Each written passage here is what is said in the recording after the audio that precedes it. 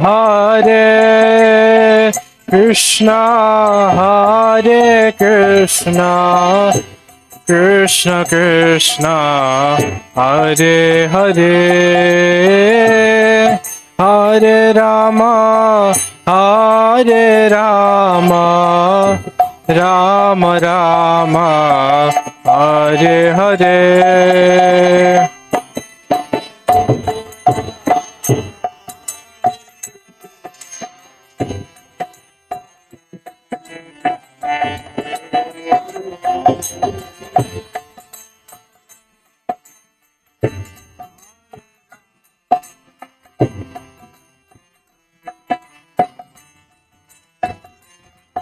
Hare Krishna, Hare Krishna, Krishna Krishna, Hare Hare, Hare Rama, Hare Rama, Rama Rama, Hare Hare.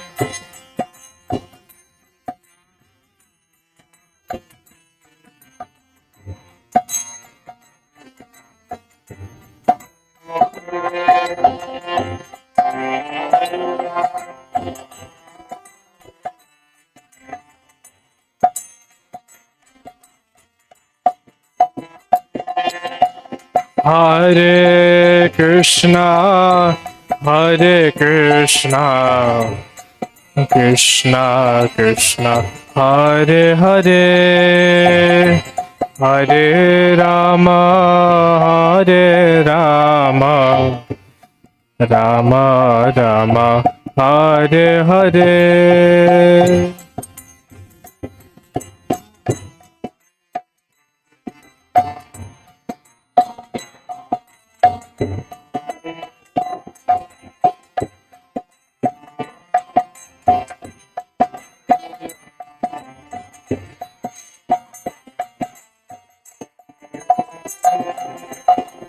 Hare Krishna, Hare Krishna,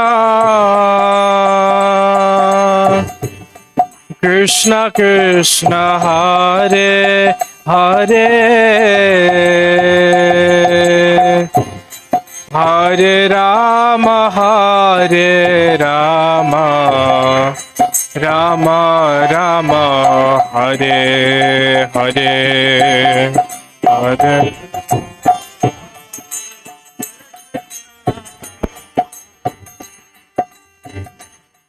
Krishna Krishna, Hare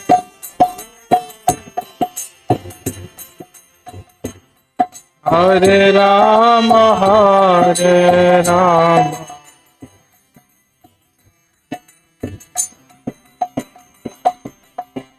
Hare Krishna, Hare Krishna,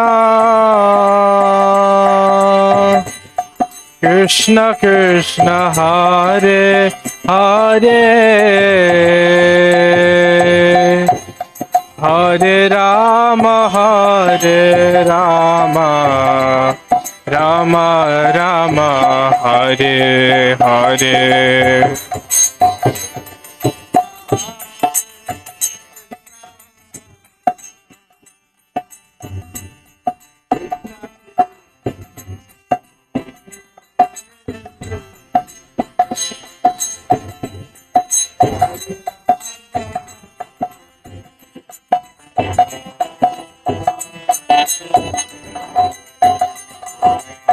Hare Krishna, Hare Krishna, Krishna Krishna, Hare Hare, Hare Rama, Hare Rama, Rama Rama, Hare Hare.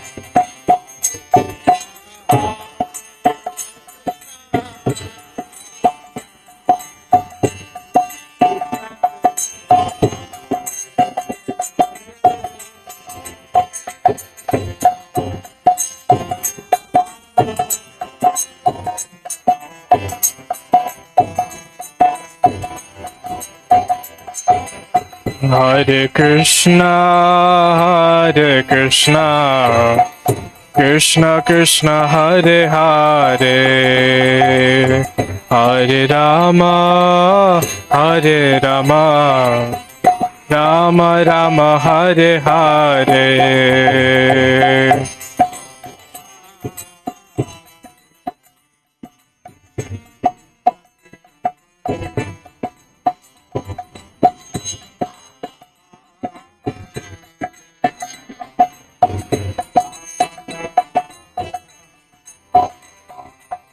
Hare Krishna, Hare Krishna, Krishna Krishna, Hare Hare,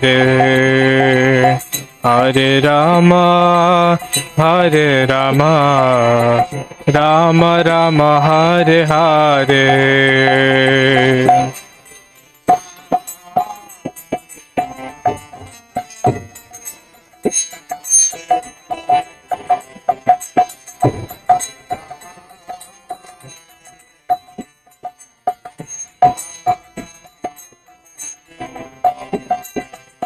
Hare Krishna, Hare Krishna, Krishna Krishna, Hare Hare, Hare Rama, Hare Rama, Rama Rama, Hare Hare.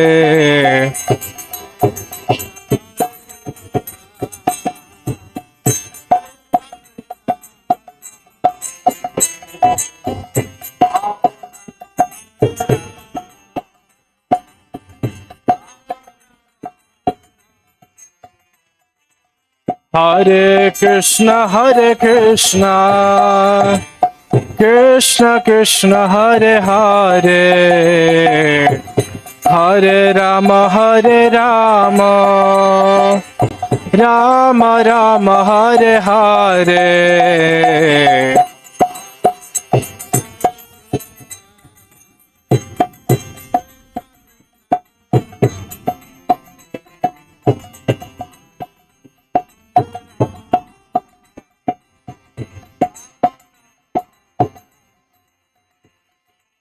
Nitai Gaura Haribo, Haribo, Haribo, Gaura Haribo.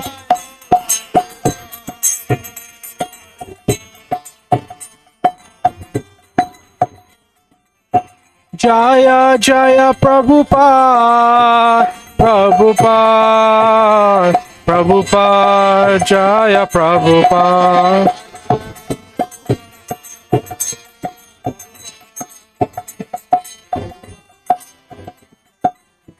Jaya Jaya Prabhupada, Prabhupada, Prabhupada, Jaya Prabhupada.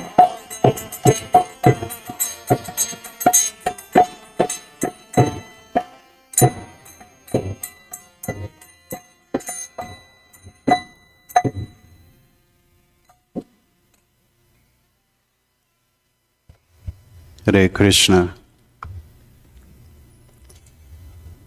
Welcome to 2025 version of His Holiness Ramapada Swami Maharaj's annual Japa retreat. Maharaj would probably tell me how many years he's been doing it. Maybe not. Maybe 10 at least, Maharaj? Or more. So, wanted to share a few things about Maharaj for those of you that are probably not very familiar with what Maharaj brings. He's a very distinguished scholar and a devout follower of the Vedic system of life in theology, science, ethics, and culture. Maharaj not only focuses on educating everybody else, but he's also sacrificing all his time to go around the world and preach and teach all of us. And Maharaj's presentation and the graphics, second to none. We get to see some of the holiest places that we would never imagine that we'd be able to see. He's been regularly invited to preach at many great colleges, universities in US. and also some big corporations, Microsoft, Lucent. Twice a year, Maharaj finds time to give extended courses at universities in Asia also. And despite Maharaj's travel, demanding travel, he cares for each individual that crosses his path, even by visiting people in their homes, simply to teach them and preach them, and for their benefit. The living testimony to the desire of his master, Srila Prabhupada. And people especially note Maharaj's consistent patience in answering questions, and his peacefulness, humility, and tolerance. Wow. He's a very senior teacher in ISKCON, and he's also an administrator with ISKCON. And maybe one day Maharaj will decide that he wants to move to Houston instead of traveling so much all over the world. Don't count on it. So we're very grateful, Maharaj, that you're back with us here in Houston doing the Japa retreat. And as you can see on the slide that you see on the screen, this year's topic is enthusiasm, determination, and patience. So all of these virtues that we will hear, why Japa is so important, Maharaj actually shows that every time he visits Houston. So we're very grateful. With Maharaj, this year we have a very special guest, His Grace Yamuna Jivana Prabhu. Is Prabhu here? Oh, we're sitting over here. Yamuna Jivan Prabhu was first introduced to Vedic philosophical teachings and Bhagavad Gita in his youth in Nigeria, and then later in Spain. So in addition to his day job as an engineering director, he is an experienced spiritual educator and has spent the last 15 years serving in the leadership roles in St. Louis and Chicago temples, as well as reaching out to college students to share ancient practice of bhakti yoga or devotional life. As a trained mediator and chaplain, he also volunteers his time to provide pastoral care to the broader ISKCON community in life crisis and grief counseling. He currently lives in Naperville, Illinois, with his family and supports the youth and college outreach efforts, education training, and devotee care. So with some introductions, wanted to make sure that you are all familiar with the logistics. If you have your phones with you, which I think 100% of us do, make sure it's in a silent mode, because Maharaj will call you out if it rings. And if you have not registered to accept a wristband, be sure to go to the front desk and collect it. So today, after Maharaj's class, a prasadam will be handed to you in a carry-out containers. So without any further ado, please give a warm and humid welcome back to His Holiness Romapat Swami Maharaj.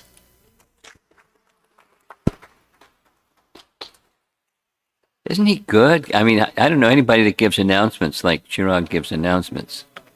He's the best. I travel a little bit, and I'm used to something, reading some script, and they look at their phone, and it's the same script. I can recite the script, but anyway, Houston's a special place. We'll just begin. This evening is the introduction and also the longest session. So I'm just going to begin with pranam mantras to Prabhupada in disciplic succession, and we'll carry on. You can chant with me if you know the mantras. Nama Om Vishnupadaya Krishna Prasthaya Bhotare Shrimate Bhaktivedanta Swamin iti namine Namaste Saraswate Deve Gauravani Prachadine Nirvishesha Sunyavadi Paschachade Satadine Jaya Sri Krishna Chaitanya Prabhu Nityananda Shri Advaita Gadadhar Shivasadi Gaura Bhaktavrinda Hare Krishna, Krishna Krishna, Hare Hare, Hare Rama, Rama Rama, Hare Hare. These three words, enthusiasm, determination, and patience, they're derived from Rupa Goswami. Just for my edification, are there persons in the room here that would like an introduction to who is Rupa Goswami? Somebody really new and needs to know who is Rupa Goswami. Oh, come on. You know. Okay. Rupa Goswami is one of the principal associates and servants and devotees of Lord Chaitanya. Lord Chaitanya is on our altar, and the 6 Goswamis are also on our altar, and Rupa is the foremost of those 6. That is to say, Chaitanya Mahaprabhu taught, but he didn't write. Instead, in the teachings, he empowered the students that he was teaching to understand everything that he was teaching, and to empower them also to be able to write and explain everything he was teaching them. And one of those personalities was Rupa Goswami, foremost of the 6. Rupa Goswami. He wasn't the eldest, but foremost, respected by everyone, all his contemporaries. So he wrote a number of books. One of them is a very short book called Upadesh Amrita, or in English, Nectar of Instruction. Upadesh, that which brings us closer to the purpose of life. And one of those verses is there's 6 items, Utsahanishchayad Dhairyat. Here's the verse in Sanskrit. Utsahan is nishchayad dhairyat. Those first 3 words you see color-coded. Tat tat karma pavartanat sangha tyagat satovrate shadbir bhaktir prasidyati. These shadbir, these 6 principles are most important, and the first 3 are what's our focus going to. Here's the English translation. There are 6 principles favorable for the execution of pure devotional service, being enthusiastic. So we're going to spend time with each of these 3. Endeavoring with confidence, and being patient. Those are nice characteristics. It's a little bit, when I first read this, it sounds a little bit like go and stop. Being patient. Endeavor enthusiastically and be patient. And then there's something in between, and that's endeavoring with confidence. That's the practice is such that it will take you to the desired goal. So continue to have sustained enthusiasm while being patient for the result, because you can have confidence it's going to take you where you want to go. That's speaking of all practices, and it particularly because this is a Japa retreat, it applies especially for the chanting of the holy name. Here's a nice graphic. There's a tree.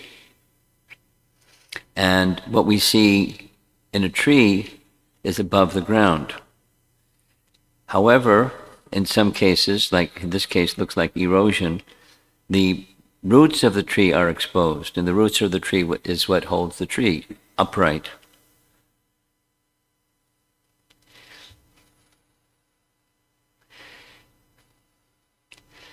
this past year, during the summer, I was visiting in California.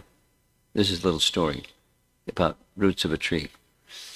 And the person who I was with, we went for a little walk. He's an outdoorsy type person, so we went for a walk. And we were walking through a sequoia forest. Sequoia trees, big. And they can stand big for a long time. So he gave me a little sequoia tree education. He said, what enables the sequoia tree to stand upright is its root structure. In fact, it doesn't propagate another sequoia tree by seeds, but by the root structure. And he took me by the hand and pointed, you see that little clump right there? That's little baby sequoia tree. And that little baby sequoia tree has come out of the ground because some of the root structure is giving it life to come out of the ground, and one day it'll become a tall sequoia tree. And then, with his hand motion like this all around, this one tree has this massive root structure. That's what enables it to grow so tall and strong and big. So similarly, it's a comparison. There's a part of our life, we'll speak specifically now about our devotional life, our practices of devotion, that are visible. And beneath that which is visible is that which isn't so visible. That you can say the root structure, or that which supports that which is visible. The hard to see part. Of course, a wise, learned person can see what others will not necessarily see. So there's that which supports our bhakti practice. Now, these three which are not visible except through the activities that we perform, and their qualities. And they're interconnected. Here's how they're interconnected, like a machine. So if one part turns, then the other part turns, then the other part turns. So the starting point is enthusiasm. Utsahan. And as utsahan starts to turn and become, exhibit itself, it helps the determination. If there isn't enthusiasm, what are you determined to do what? Or to do? So enthusiasm inspires and augments determination. And then as determination moves, then confidence and patience to achieve the goal. Now, all of these, there's fundamental principles, that is spiritual teachings and spiritual teachers that model, and the teachings that tell, do you turn left or turn right? What are the things that are helpful? What are the things that are detrimental? And do the do's and avoid the don'ts. And it's true in life. I mean, some of you have children, and those of you that have children, you understand the building of character of a youngster has everything. An essential part is, of course, what's inside, but then there are behaviors that indicate this is to be done, that's not to be done. Don't hit.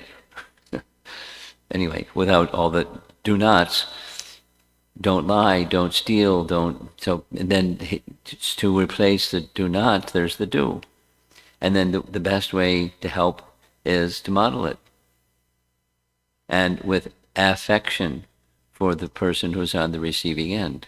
So that's a behavior or a speech, but it's resting upon something that's internal. So bhakti is the same. Let's take another system of yoga besides bhakti. Many of you are familiar, at least a little bit, with the modern idea of yoga. The modern idea of yoga is asanas, sitting postures. And some of yoga teachers, they add a little pranayama, so breathing exercises. Press the nose, da-da-da. So those are two of an eightfold yoga system. Generally speaking, there's exceptions, but generally speaking, they skip the first two. And that's the yama and niyama, the do's and the don'ts. You just skip it. People don't want to hear, so they don't. And then so it doesn't help, but it's a fundamental starting point. And then the asanas and pranayama, and then other stages, the other 4 stages follow the first 4. So we're going to speak now about these 3. Utsahan is the starting point, and that's enthusiasm.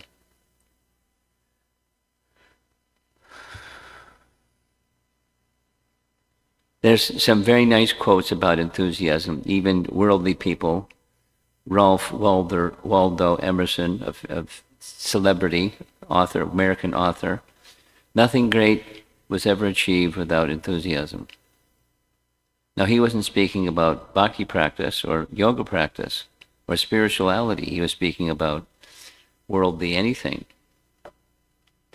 Utsahan is imperative. Must be some enthusiasm. And here's a little definition of, it's a nice definition of enthusiasm. Real simple. Endeavor, I'm going to say it twice. Endeavor executed with intelligence in Krishna consciousness is called utsaha, or enthusiasm. So, intelligence, guided, enthusiasm that's not guided, that's a problem. It can be wild. And properly guided, and towards what? Towards Krishna should be pleased, or in Krishna consciousness. There's the center. The center is not the performer, the center is the recipient of that enthusiasm. So endeavor, executed with intelligence in Krishna consciousness. That's real enthusiasm. Now, there's false enthusiasm. That which is detrimental is false enthusiasm, utsaha mayi. There are writings, particularly Bhaktivinoda Thakur and others, that in explaining these 3 principles, they say what they're not. A good definition, this is a simple rule. A good definition is both inclusive and exclusive. If you want to say what something is, you say what it is. But so there isn't confusion, you also indicate what it isn't. As a nice example, I like this very simple example. When Srila Prabhupada came to the West, he didn't have much. He had a little pair of cymbals, kartals, and 7 rupees, which you can't, or 14 rupees, whatever the number was, that you can't convert, in those days anyways, you couldn't convert into dollars anyways. So he came without any money. And he had his books, which he printed in India and brought with him. And otherwise he was empty-handed. And in course of time, he endeavored with enthusiasm. And the enthusiasm was the scripture and his teacher, his guru, his spiritual master, Bhaktisiddhanta, and specific application points. But it wasn't like super guided. It wasn't like a robot. He was inspired to carry forward the mission, and therefore enthusiastic, despite difficulties and opposition. So Bhaktivinoda Thakur describes. So when Prabhupada came, he didn't have anything. He didn't have a mridanga. At one point, a devotee was going to India. Prabhupada said, "Fantastic. Can you bring back a mridanga? And you can buy them." He was, giving them the detail. You can buy a mridanga. Here's a shop or an area of shops where you can buy mridangas in Calcutta. So then he had to describe what a mridanga is because they didn't know. And it's a two-ended drum because during those times they were playing bongo drums. Boop, boop, boop, doop, doopy doop. One was bigger, one was smaller, and they were both facing upright. So Prabhupada said it's like a bongo drum, but the heads are on opposite ends. And one end, it tapers down. Said they're the ones that I would like you to bring back are made from clay. They're ones that are made from wood. They're called coal, and they're much larger. So I don't want a coal, I want a mridanga. So it's not a this, it's a that. And it's with multiple straps. So he described it. He made a drawing. And, this is what I want. Here's where you go and bring back a mridanga. So he had to tell what it is and what it isn't. It's very simple. It's really nice. When they brought it back, Prabhupada paid his obeisances to the mridanga. He took his upper garment off and covered the mridanga with his upper garment out of respect and care, so it wouldn't get damaged. It was his devotion, but he was also teaching by his practical example. So to say what something is, it's also beneficial to say what something isn't. It's like, same with describing bhakti. Rupa Goswami describes bhakti. And the celebrated verse, what bhakti isn't is jnana and karma. And what bhakti is trying to please Krishna. Anukulyena Krishna Anushilanam. So, but the starting point is anyabhidashaja shunyam jnana karma janavartam. Bhakti isn't that. Here's what bhakti is. So similarly, in describing enthusiasm, our acharyas have described what enthusiasm is not, and what this is an illustration of what enthusiasm is not. And it's meant to depict a little story. Once upon a time, I was hearing a whole class on Rupa Goswami's teachings and Bhaktivinoda Thakur from Bhakti Chaitanya Swami. Some of you may know him, you may know at least of him. He's based in South Africa, and he's originally from England, and he's just a wonderful Vaishnava where we have a close friendship. So he was describing Utsahamai this way.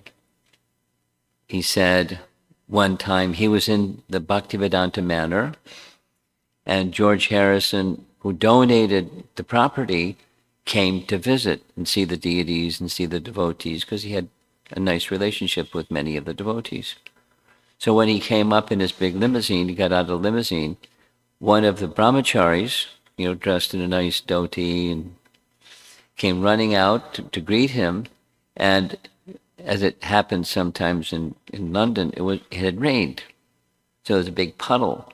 And he spread eagled himself in front of George Harrison right in a puddle. That's the image on the screen. That's Utsahamai. And George said in his British accent, "You didn't have to do that." So that's not endeavoring with intelligence. Over-enthusiasm or overconfident. So you know what the goal is, and you strive for the goal with intelligence. That's a nice question. What's intelligence?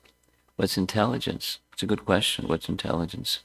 Jiva Goswami gives a nice explanation of intelligence in Krishna consciousness in Bhakti Sandarbha. He makes some scriptural reference to indicate there are two methods of taking shelter of the Lord. One, by announcing that he has no other shelter.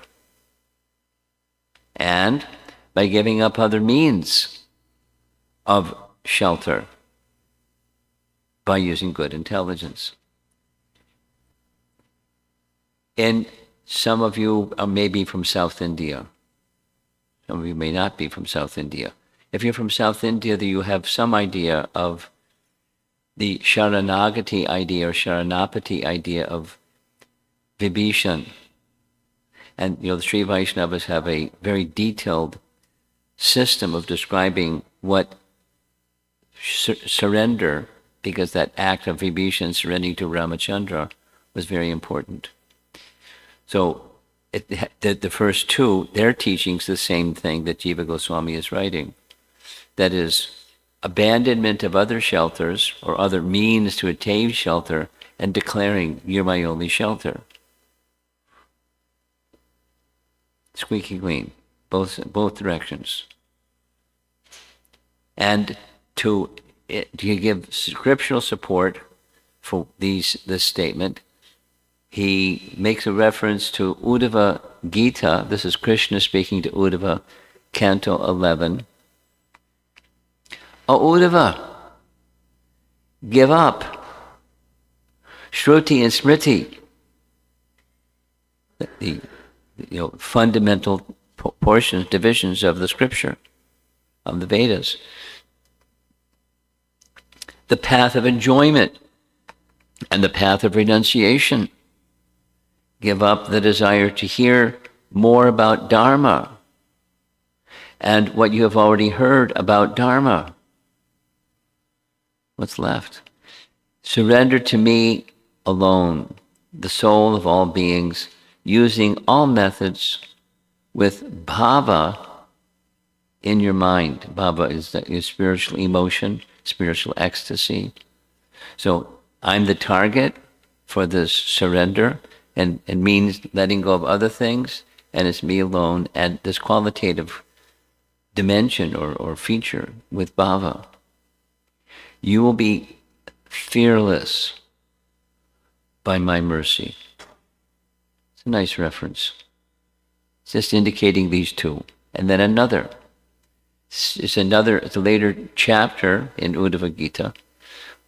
Uddhava replies, O Lord, for one who is being tormented on the terrible path of birth and death and is constantly overwhelmed by the threefold miseries, I do not see any shelter other than your two lotus feet, which are like a refreshing umbrella that pours showers of nectar. Now, umbrellas keep showers away, but the lotus feet of Krishna gives showers. He keeps the other, but it gives showers of nectar. That's a nice umbrella. The Krishna's lotus feet have that capacity. So this is intelligence, a definition. Jiva Goswami's definition, before we gave some reference to Rupa Goswami, Jiva Goswami was his disciple and one of the principal 6 Goswamis, and very learned and very prolific. He wrote many, many, many, many, many books and many, many, many verses. When we recognize that there is no other shelter, that is intelligence. Conclusion of Bhakti Sandarbha. Now, here's a nice painting. You've seen this many of you have seen this painting before. It's a painting of Prahlad Maharaj, who was so direct with his father about the value of devotion to the Supreme Lord. His father freaked out. His father wanted to kill him. So he tried and he tried and he tried. And this is one of the methods. He had his henchmen push him off a cliff to the jagged rocks below, and he would die. And as he was flying through the air, pushed off the cliff, there was Lord Vishnu at the bottom to catch him in his arms. So he was unharmed.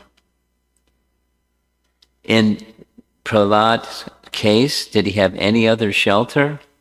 Particularly this one? No other shelter at all.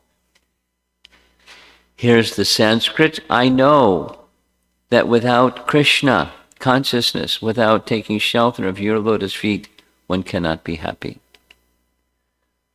So one shelter only and no other shelter. And enthusiastically taking shelter of that one that was accessible to him.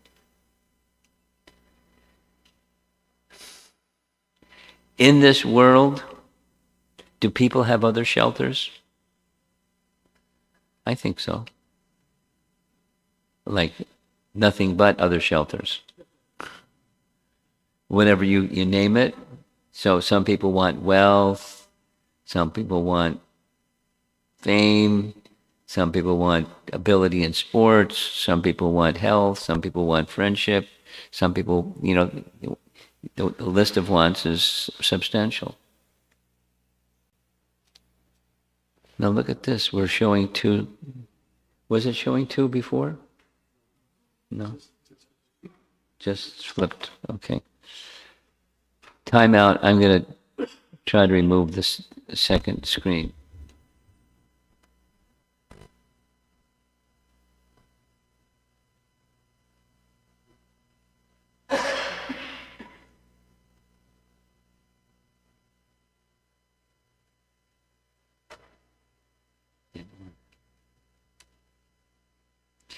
Maybe we'll try this. I took the power one out.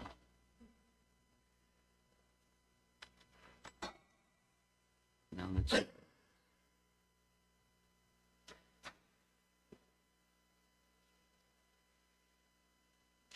You want to do it?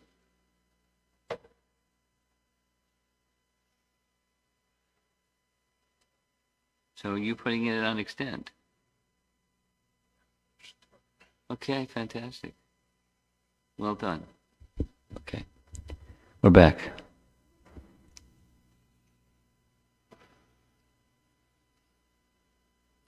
There are false shelters or others, just like enthusiasm and false enthusiasm.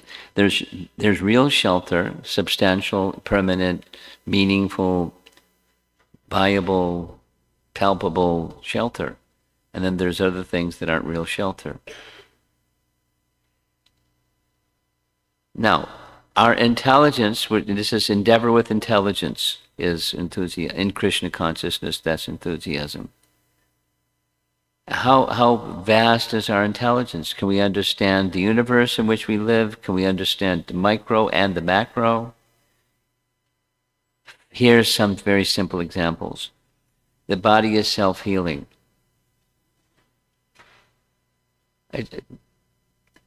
At one point, when I was living in New York, I had this problem with my ear. This wax was growing and growing and growing, and I couldn't hear on my right ear. So I made a doctor's appointment to go, to find out what's going on. And by the time the appointment came around, this big glob of black yucky stuff fell out of my ear. So I went, there was a Chinese man, and I sat in his office, and he said, "What can I do for you?" I said, "Well, I had a problem, but the body healed itself." He said, he smiled and said, "I guess you don't need me." But the body does heal itself. I mean, not in all things, but how does it happen? So many. How does a bird know to stand in the nest and crane its neck up and call out for the mother bird to come and feed it? Or the little kitten to go to the mother cat and get milk. I mean, they didn't go to kitten school. So how does nature do what nature does? There's a little list. You can read the little list. For an apple tree, how does the apple tree doesn't go to apple tree school to know which ingredients to pull out of the earth so they can make nice apples. Nature has its own way of doing things. And there's so many things that are unknown. And similarly, what's the basis and foundation of all things? without intelligence, you're scratching your head, or you come up with some other ideas that are false ideas, mistaken ideas. So how do you endeavor with intelligence? Now let's apply practically endeavor with intelligence and Krishna consciousness to what we're doing during this weekend, this Japa retreat. Enthusiasm in chanting. Well, here's not what enthusiasm is, the sense of obligation, duty. I have to chant. Or I have to complete my chanting before the end of the day, and it gets towards the end of the day, and I'm too tired. So okay, anyway, chanting out of obligation is not what real enthusiasm is.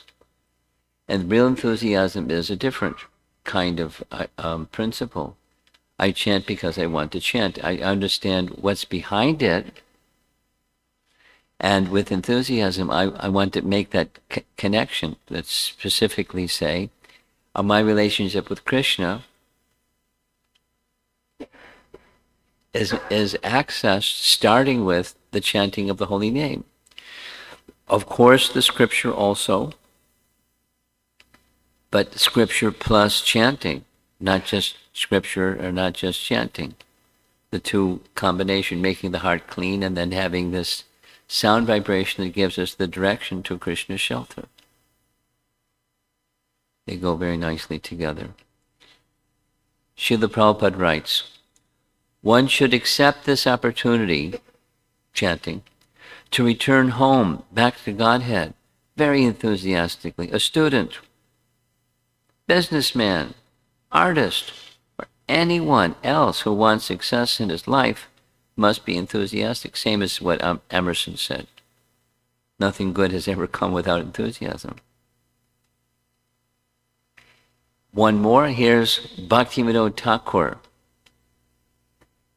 Those of you that may not know, most of you know, Bhaktivinoda Thakur is one of the previous acharyas. Prabhupada's spiritual master was Bhaktisiddhanta, and his father was Bhaktivinoda Thakur. Bhaktivinoda Thakur was also very prolific, and he wrote a book, one of his many books, on this topic. The title of the book, Sri Bhakti Loka. We should not lose enthusiasm because we have no strength to destroy the reactions of karma. We should expect to experience the following in the flickering stage: utsaha, mai, false enthusiasm; ghana, tarala. These are the opposites of what these six principles. Vyuta vikalpa vishaya sangaram, niyama akshama, tiranga rangani. Enthusiasm is the only support for all types of devotional service. By enthusiastically performing devotional service, one can give up anishtata, means unsteady, service in a very short time, and thus attain nishtha, or steady. All anarthas, unwanted things, are vanquished by performing devotional service with enthusiasm. So it's like the basis and support of all other good things, the other elements of successful bhakti.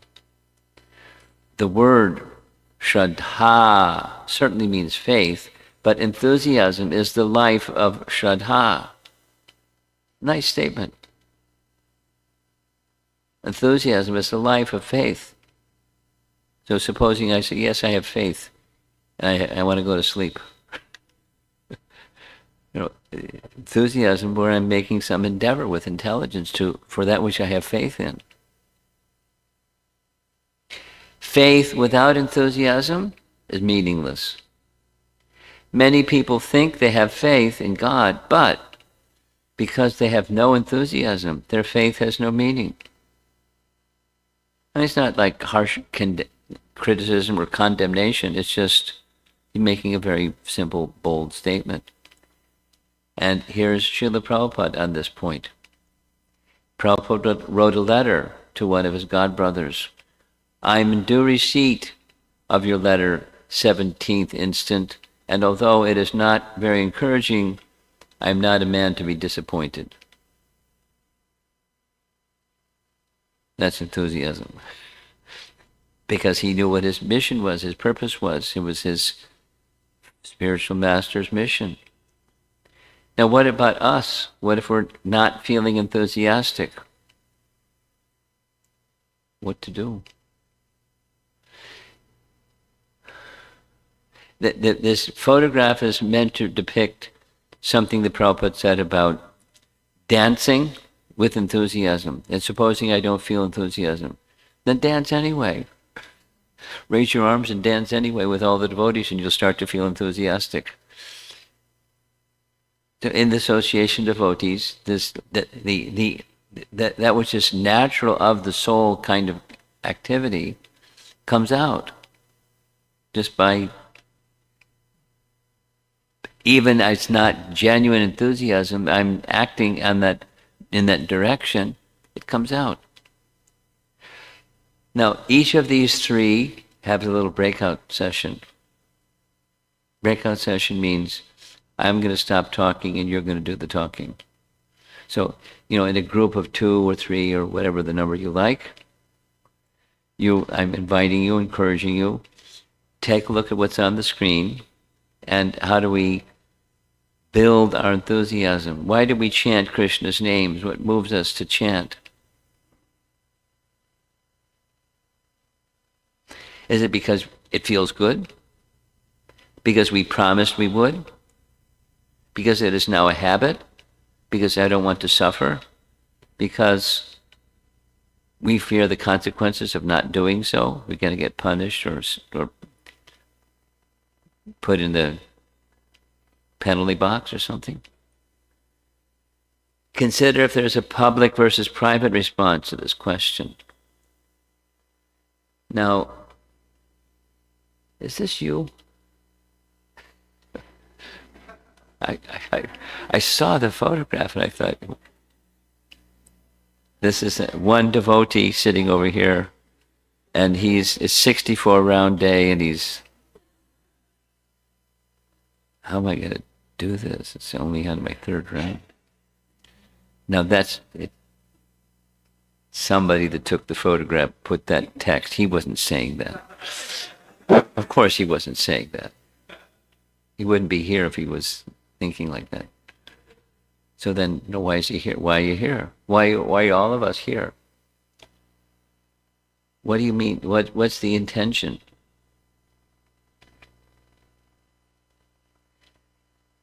I like stories. I'm going to give a little story.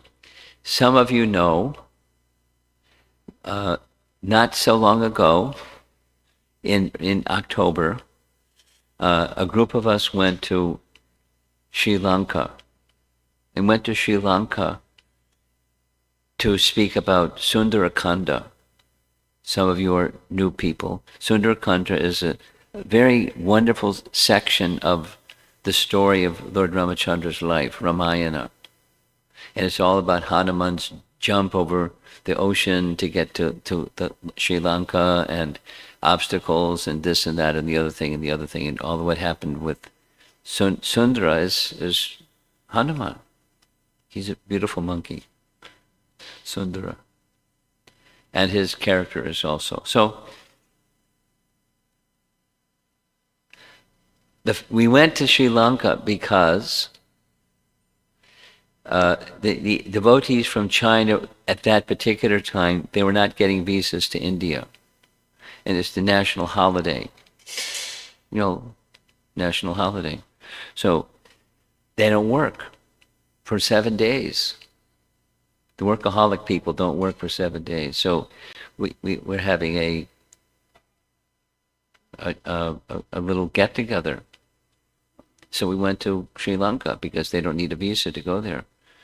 So when we went there, there was a number of devotees from mainland China that came, and 5 times, 6 times I asked this question: why are you here? What is it you hope to achieve? The why question. So this is a why question. Why do we chant? What's in it for us? Or, why? What, why are we here today? Why are we here for the Japa retreat? What is it that the expectation that we'd like to have met through our participation in the chanting and in trying to increase and improve our chanting? That's the topic. And we'll give you a few minutes. Look around, figure out who you want to have some conversation with. And on the count of 3, you can begin.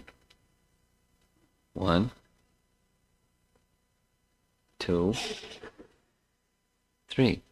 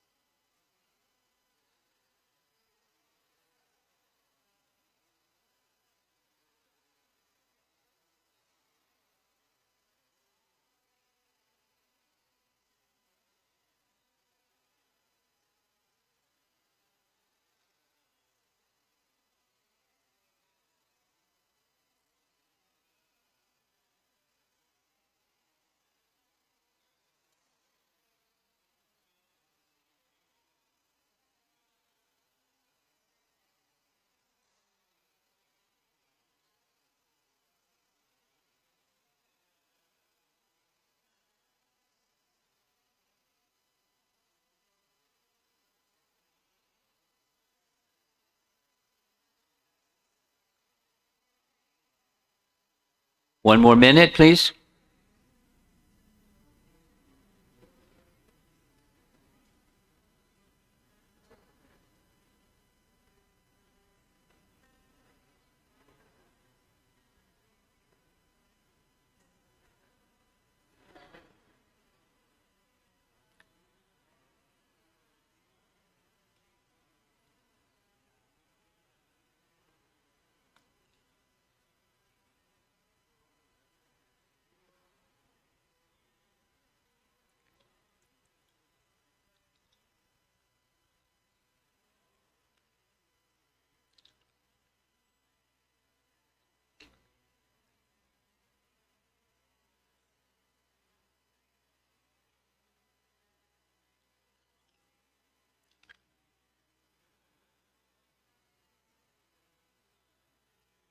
Okay.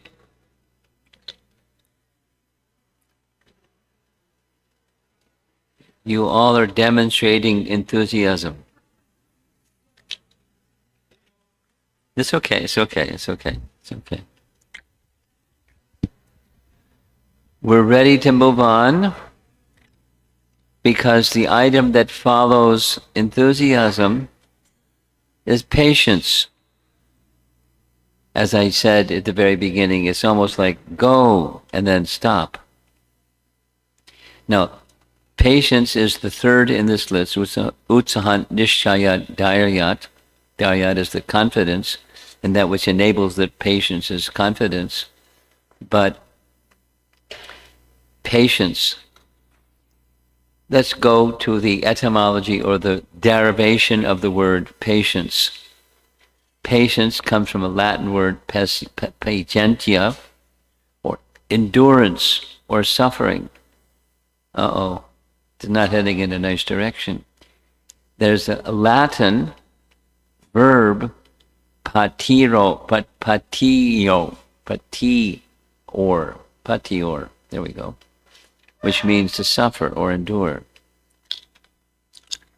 So patience has this connotation. There's something that's not what you want, but you're patient that that's something that you don't want.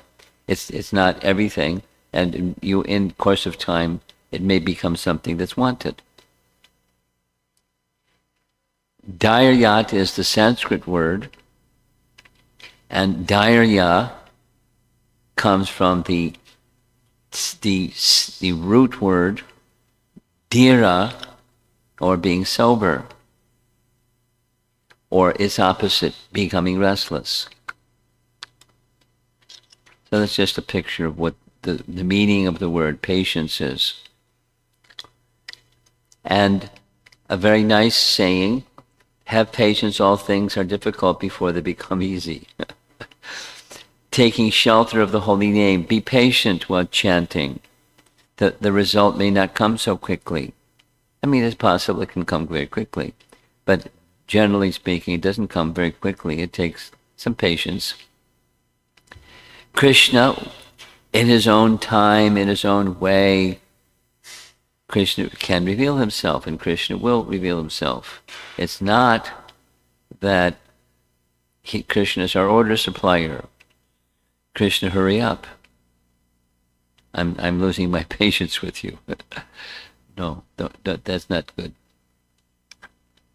In time, that's show patience. Prabhupada, anything genuine, this is my statement, anything genuine takes time. Diamonds, or something that is considered to be of value. It's not, you can't make a diamond quickly. Lots and lots and lots and lots of pressure over lots and lots and lots of time and circumstances, and you may get a diamond. Prabhupada, one should not be impatient. So again, the negative. Indeed, this Krishna consciousness movement was started single-handedly. In the beginning, there was no response. But because we continue to execute our devotional service, devotional activities with patience, people, of course, purity helped a lot too.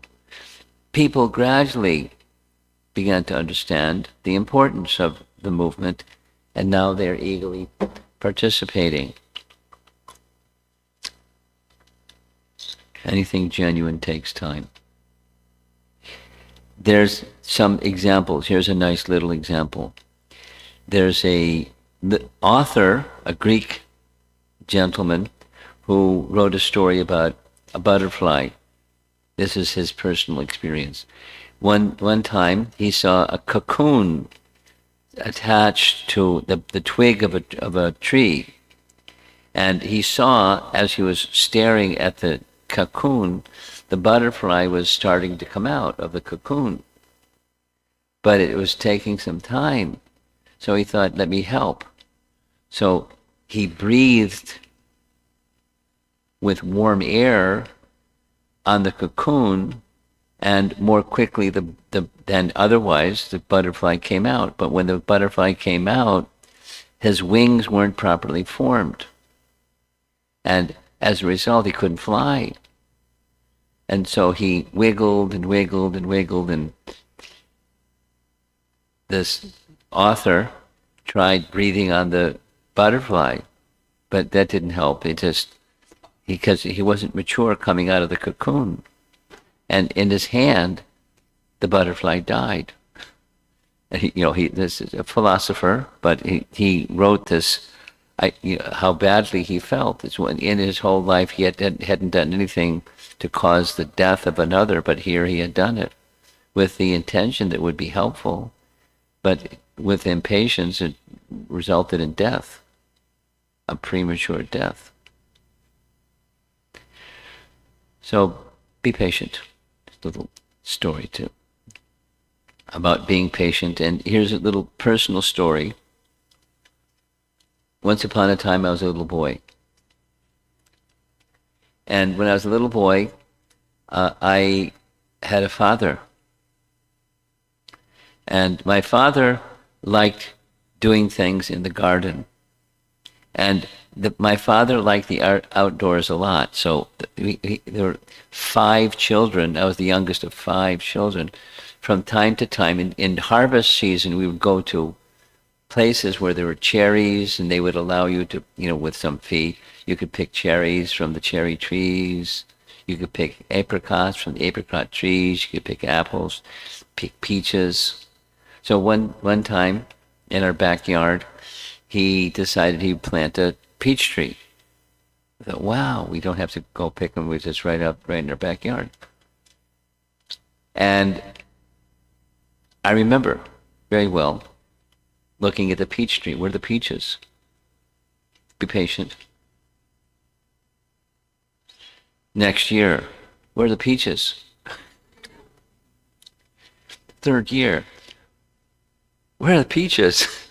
And then be patient. So then these little green things came, but it was not a mature plant, a mature tree. So they didn't really become peaches. And then the next year they became peaches. Yeah, we had peaches, and then we moved. But somebody else had the peach tree. All in good time. Good things take some time. All things take time. So how to enable patience as opposed to, get frustrated. So here's a little chart. You see there's the unhappy with oneself or self-loathing, and then self-acceptance, and then on the far side, self-love. It's, it's a common phrase these days in the vernacular world, secular world. The ability to be patient is largely dependent on one's recognition and self-acceptance of both the qualities and the faults within. Shishiradha Nila Madhava Ki.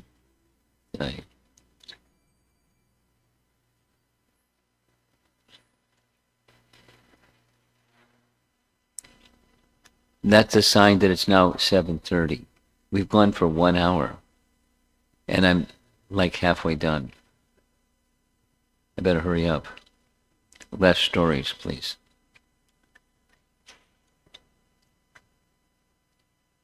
If you have, we all have defects. So those of us that recognize we have defects, don't hate yourself or loathe yourself because you have defects. You accept less than perfect, and some things that are stronger than other things. And be satisfied striving through developing the things that are the gifts that God has given you, and working on improving those things that there's some weakness. And be patient as earnestly and sincerely in following good intelligence and good advice and wisdom. There's another nice little example of a bird. This is a little baby bird, and he didn't go to baby bird school. He doesn't have feathers, so he can't get food. He just knows to make this loud baby bird noise, And mama bird comes and brings him, insects and worms and, yummy stuff. And, he can develop his own wings and then go and fly and get what birds get for their food. Similarly, we can't hurry Krishna in time. This is all on the wingless baby bird has to wait for their mother bird or parent bird to come and bring them their edibles. Here's a nice verse in the Bhagavatam Canto 6 that says the same thing. O lotus-eyed Lord, as baby birds have not yet developed their wings, always look for their mother to return and feed them. As small calves tied with ropes await anxiously for the time of milking, when they will be allowed to drink the milk of their mothers, or as a morose housewife, or morose wife, whose husband is away from home, always longs for him to return and satisfy her in all respects. I always yearn for the opportunity to render direct service unto you. So like this, and this, and this, and the direct service may take some time. That's the patient's idea. But then the aspiration doesn't become a zero. It's strengthened because of the third item, this confidence. This kind of internal mood of reception goes against the grain of modern encouragement of you can do it, you can achieve, etc. We can't do japa. That's a futile endeavor. That's not endeavoring with intelligence. We can receive Krishna's association.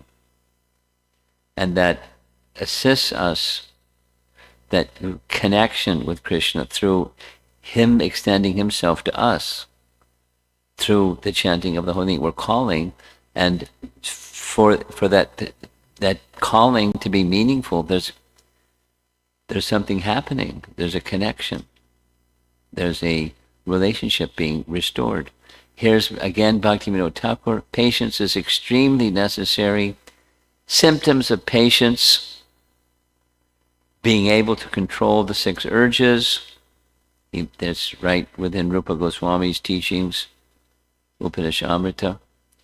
Unregulated speech results in enmity with others by talking about them. It is not possible to conquer anger and other urges by intelligence alone. In a very short time, attachment for sense enjoyment overcomes the function of the intelligence and gives anger a place in its kingdom. The mind is conquered, like the Avanti Brahmana, by remaining firmly fixed in the service of Mukunda. Now, many of you may not know the Avanti Brahman story. I'm looking at the clock and I'm going to try to limit stories. But it's a story that's told, it's a fact. It's a Brahmana in a place called Avanti, and he had a disposition of not speaking and tolerating all circumstances. And little boys saw this fellow that looked like a madman. And so they would torment him and taunt him and say things and throw things at him and, treat him like garbage. And he didn't say anything. He didn't register anything. And then finally, someone spoke to him in a proper way, and he indicated how realized he was, how intelligent he was. An incredible personality. But he wasn't exhibiting it. He was fixed in the service of Mukunda. Now, one of the many resources is a book by Burijan Prabhu called Japa. It's a nice title of a book. And here's something from his book. Many devotees struggle with chanting because before they can take shelter of Krishna's name, they have to travel through the desert of seeing the truth about themselves. That They have very little sincerity and no taste. And the mind is uncontrolled, filled with anarthas, and they have no power to help themselves. This stage is necessary because it convinces us that we have nothing to depend on except Krishna's holy name. Yay. So you may find yourself in that space some days, or more than some days, maybe like regularly. Only when we understand this fact can we chant with a full heart. Nice. This is a nice book, Japa, Borijan Prabhu. A nice example is Narada Muni. He, as a young boy, he received teachings and a process of meditation. He did both. And after his mother died, all he had in the world was his mother, and she died. So he left and went to the forest and did what he did. Lord Vishnu came before him. And then he was startled. We can imagine what that would be like. And then suddenly, poof, he disappeared. And he was looking, where did he go? Then he heard this voice. The voice said, for the rest of your life, you're not going to see me again. I showed myself to you to encourage you. Stay fixed. Remain patient. And you'll achieve perfection at the end of your life. So that's what he did. More on patience, and I think we better. So,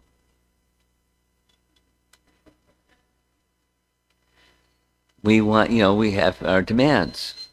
So this is our discussion topic. We're going to take a little bit of time, and I'm going to try to move through the final section quickly. Your discussion groups, when you're ready, read what's on the screen. I don't have to read it to you. You're all literate. And when you're ready, you go.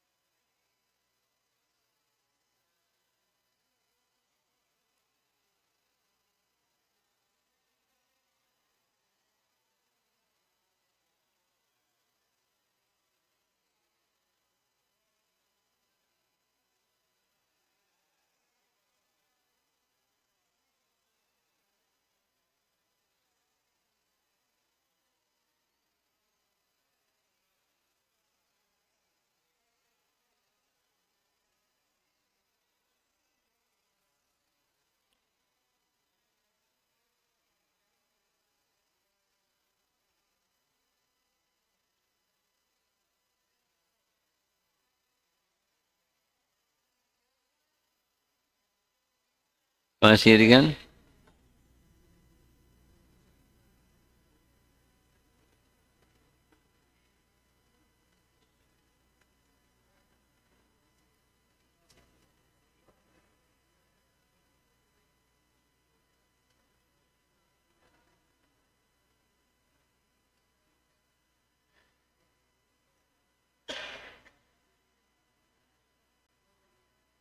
Because of time, I want to move on. Wrap up your discussion.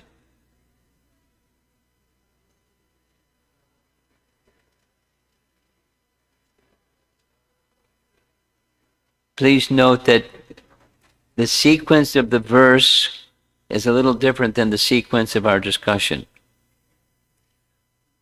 The sequence of the verse, Rupa Goswami's verse, Utsahan Nishchayat Dharyat. Dharyat is number 3. Utsahan is number 1. And now we're discussing number 2 in part 3. Because there's a logic for this. To sustain patience, there has to be confidence that I'm going to reach the goal. It's very similar to Patanjali Yoga Sutras. You do something for an extended period of time with confidence you're going to reach there. So Dharyat is supported by Nishchayat, or confidence. So here's some items of confidence. Krishna loves me. Krishna is my protector, maintainer.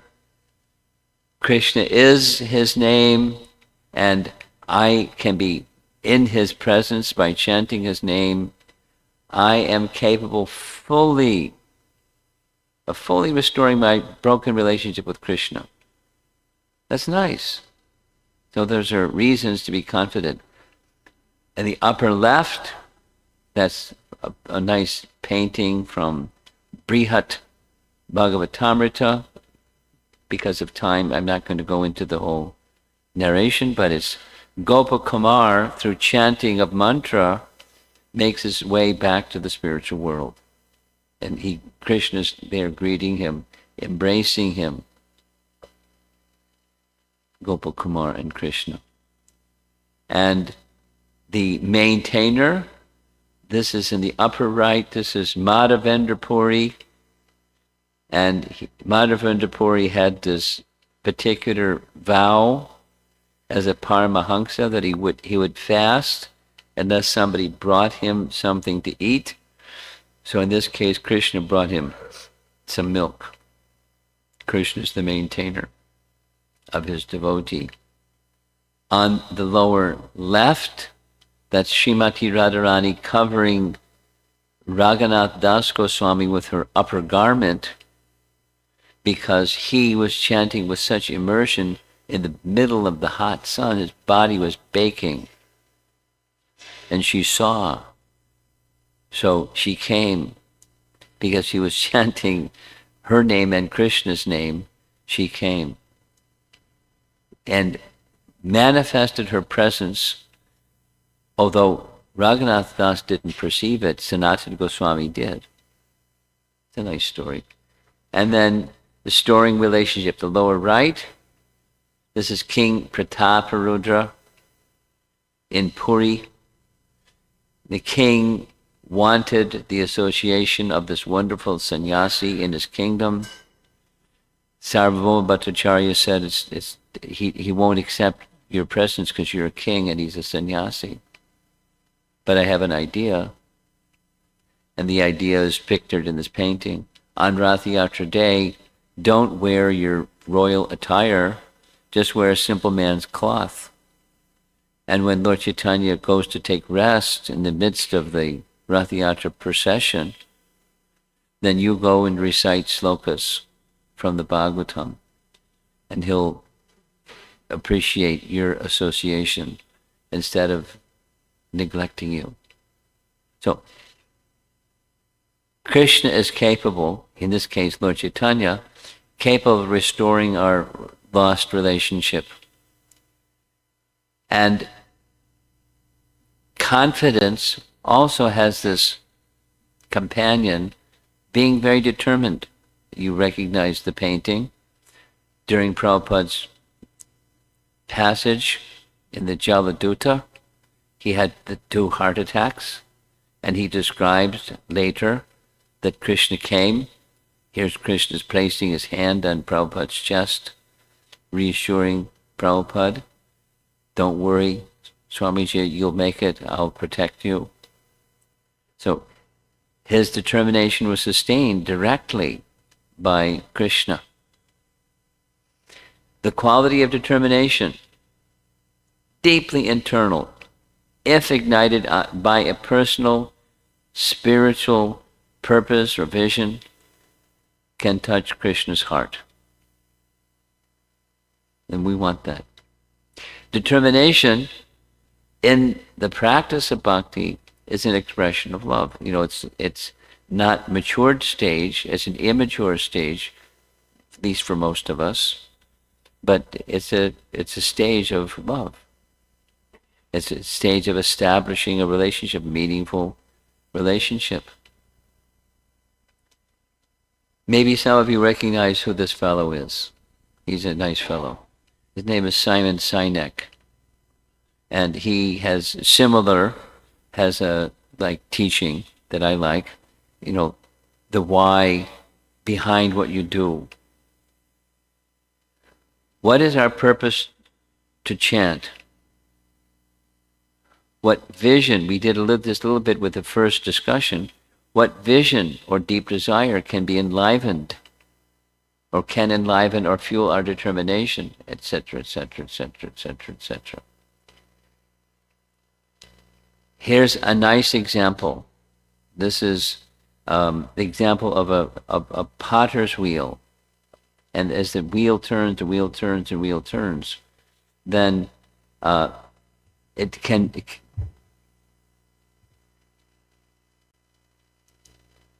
make one humble. O holy name of Krishna, may the hard, crushing wheel of life extract humility from my offense-laden heart. Let that humility give birth to the sweet nectar juice of devotional service to you. So, determination, even when there's difficulty. A nice example, like there's many nice examples. Here's a nice example. Some of the earliest devotees in the Hare Krishna movement during the Soviet era in Russia, they were put in jail. And because they were vegetarian, they couldn't eat any of the stuff that they fed inmates in the jail. There was one thing that they could eat, and that was bread. But the Russian bread is kind of like hard and not eat. So they for a couple of years they just ate bread with salt on it because then it gave it some flavor.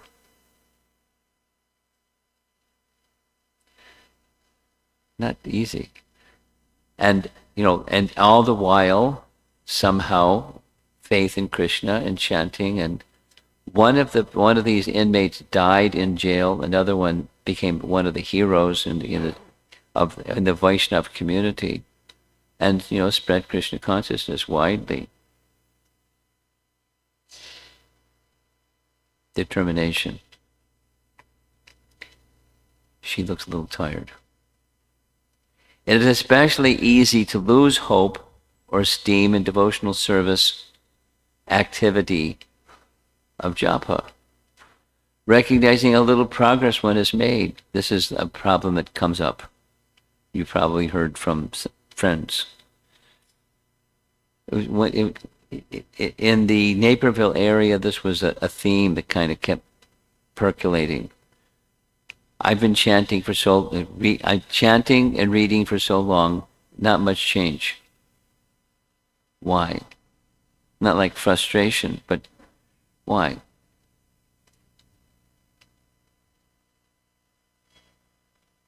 Prabhupada, the devotee thinks, Ashvasya Rakshibe Krishna. Krishna will surely protect me and give me help for the successful execution of devotional service, this is called confidence. So, persevere and try to amplify the sense of the purpose behind what you're doing, the why of what we're doing. Here's a nice example. Some of you know Shyamasundar Prabhu. He's the author of the Chasing Rhinos with the Swami book. And he's describing Prabhupada's determination. Quarantine, lost tapes, broken tape recorder, nothing seemed to rattle Prabhupada. He told the story of how in 1948, after years of labor, his 1,200-page Bhagavad Gita as it is manuscript had been stolen from his home in Calcutta. And now he had simply sat down and started over.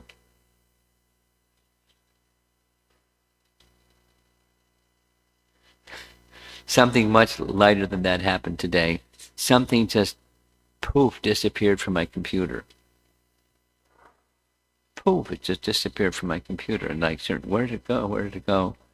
And it's like my travel plan, all the flights, and it just, poof, disappeared.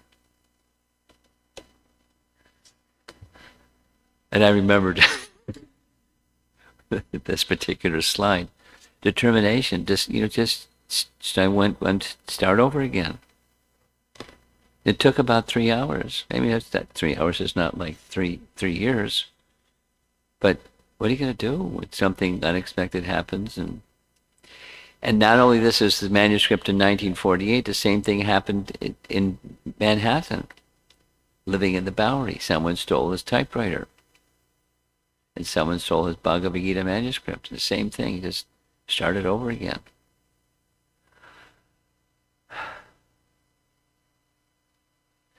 Our founder Acharya met his obstacles as we meet ours. And how are you going to face those obstacles? Are you going to cry, or what are you going to do? Throw your hands up in the air and say, I quit, or what are you going to do? And it's a nice lesson, the obstacle, meeting obstacles. What are you going to do? Here's Bhaktivinoda Thakur, we're almost done. Doubting, which is the opposite of confidence, brings inauspiciousness, as noted in Bhagavad Gita, chapter 4, text number 40. Na sukham, there's no happiness when there's this vinashati. Therefore, the Vedic statements ascertained by the previous Mahajans as relating to the qualifications for devotional service are called Amnaya. He wrote a book, Amnaya Sutra. I mean, he wrote 100 books. Try writing a book one time. And it is necessary to learn them. Empiric truths, ascertained truths. It is impossible to enter into the inconceivable nature without receiving full mercy of the spiritual master. Doubts in the essential truths in devotional service disqualifies one from devotional service. Whew. So we're ready to end. Here's our discussion. I think I'm going to skip this discussion question because of time. It's already 5 minutes to 8. It's a nice discussion. Or maybe we won't skip it. We'll just do it quickly. Am I important to Krishna? Does he love me? Do I see Krishna's hand in my various challenges and obstacles? Can I become a pure devotee? Do I have the potential to give my heart fully to Krishna without holding back at some point?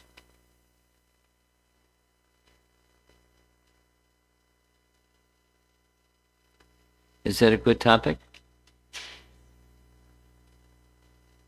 We'll take 3 minutes. 3.5 minutes.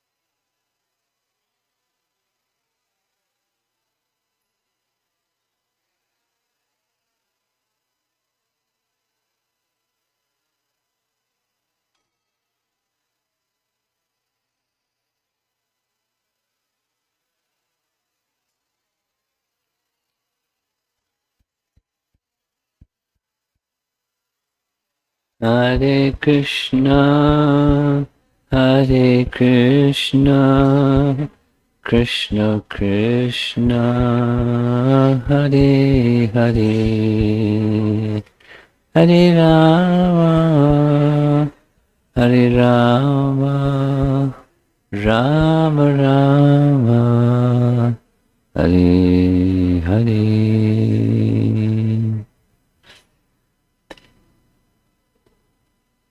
I invite you all to, on your way home, where you're going to spend the night, along with honoring Prasadam when you go, contemplate how these three principles, Utsahan Nishayat Dhairyat, or Utsahan Dhairyat Nishayat, in that sequence, any sequence you like, but start with enthusiasm, how it can apply to the task before us. So we've come together, all of us most likely are chanting on a regular basis some amount of Hare Krishna Mahamantra. And we've come together to strengthen, improve. So these three principles, how can we apply them on our 64 round day, or to apply them while we're together and then going forward in time? Because, the philosophy is nice, and then the application of the philosophy is nicer than nice. It's vijnana, it's practical application. And that's endeavor with intelligence in Krishna consciousness. That's the right kind of enthusiasm. I'll say it again. I'm inviting you, while it's fresh, on your way back to where you came from, contemplate how this can help you in particularly our purpose in coming here, and then from our purpose in coming here going forward in time in your devotional service. They're all connected. Utsahan, Dhairyat, Nishayat. Enthusiasm, patience, and firm confidence and determination. Because of time, the 8 o'clock bell already rang. We're going to end. No questions. If you have questions, we'll do it another time. The other classes are shorter. I said at the beginning this is the longest one, and the other ones are much shorter, I assure you. So, see you tomorrow. Srila Prabhupada ki.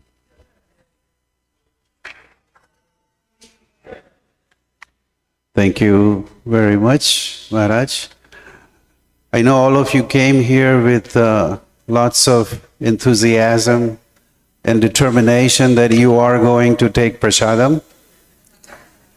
And you had patience to hold on. Prasadam to go in a container will be served right outside of the deity kitchen.